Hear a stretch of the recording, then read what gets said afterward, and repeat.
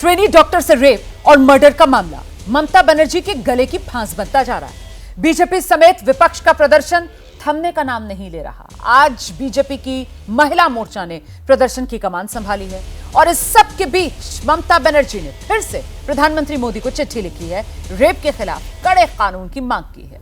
लेकिन ममता की मुश्किल कहीं से कम होती नजर नहीं आती। पश्चिम बंगाल के गवर्नर सीवी आनंद बोस एक बार फिर दिल्ली आए। गवर्नर ने दिल्ली में गृह मंत्री अमित शाह से मुलाकात की। गवर्नर की मुलाकात हुई और क्या बात हुई इसकी तो जानकारी अभी औपचारिक तौर पर सामने नहीं आई है, लेकिन करीब 40 मिनट तक मुलाकात चली। और इससे पहले आपको याद होगा 19 अगस्त को भी गवर्नर दिल्ली आए थे, तब उन्होंने राष्ट्रपति से मुलाकात की थी। तो अब सवाल यह कि इन मुलाकात के मायने क्या हैं? क्या बंगाल को लेकर दिल्ली में कोई बड़ी हलचल हो रही है? क्या बंगाल राष्ट्रपति शासन की ओर बढ़ रहा है? ये वो तमाम सवाल हैं जिस पर चर्चा करेंगे, लेकिन पहले जरा ये रिपोर्ट देखिए।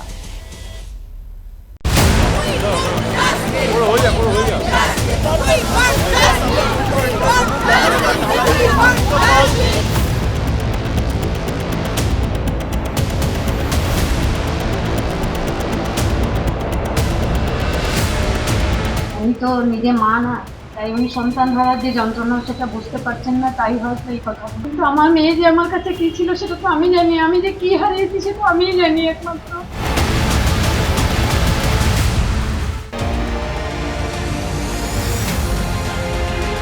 और आइए मैं आपको परिचय कराती हूँ खास मेहमानों का पैनल। आज जो हमारे साथ चर्चा में शामिल हो रहा है, टीएमसी की राज्यसभा सांसद हैं, पार्टी की वरिष्ठ नेता हैं डोला सेन जी, आज इस चर्चा में हमारे साथ शिरकत करेंगे। बीजेपी की तरफ से प्रवक्ता प्रेम शुक्ला हमारे साथ मौजूद हैं। हमारे साथ इस समय आप देख रहे हैं कांग्रेस प्रवक्ता रोहन मित्रा इस चर्चा में शामिल हो रहे हैं और साथ ही वरिष्ठ पत्रकार अभय दुबे जी स्टूडियो में मेरे साथ मौजूद है। बहुत स्वागत आप सभी का। आपसे समझना चाहती हूँ कि आखिरकार ये बंगाल, कोलकाता जो बंद बंद, धरना विरोध चल रहा है, ये जन आक्रोश है या फिर ये एक सियासी बाजी, सियासी षड्यंत्र आपको नजर आ रहा है?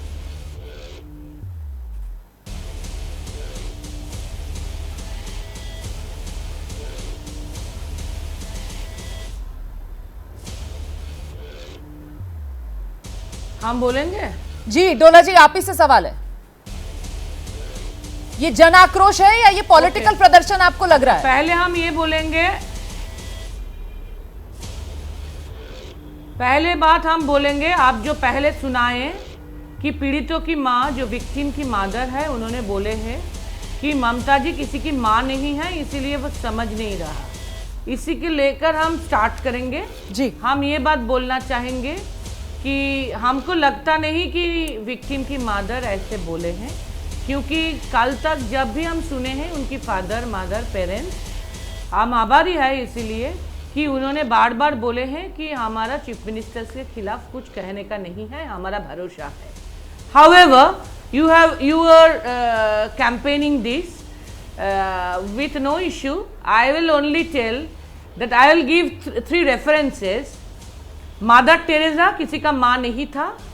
बंगाल में रामकृष्ण परमहंस देव का वाइफ शारदा माता किसी का माँ नहीं था, और भोगिनी निवेदिता, सिस्टर निवेदिता किसी का माँ नहीं था।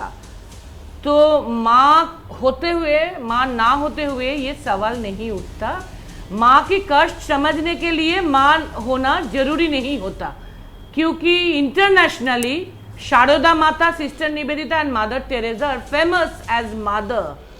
सो ममता जी के बारे में ये सवाल नहीं उठता, लेकिन हमको नहीं लगता कि विक्टिम की मदर ने ऐसे कहे होंगे।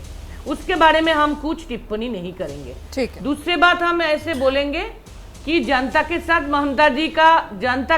ममता जी का रिश्ता पक्का है, और इसी मुद्दे पर 2 महीना पहले जो इलेक्शन हुई, सेंट्रल फोर्स रहते हुए भी 50% से ज़्यादा वोट मिले हैं और 29 सीट भी मिले हैं आउट ऑफ 42।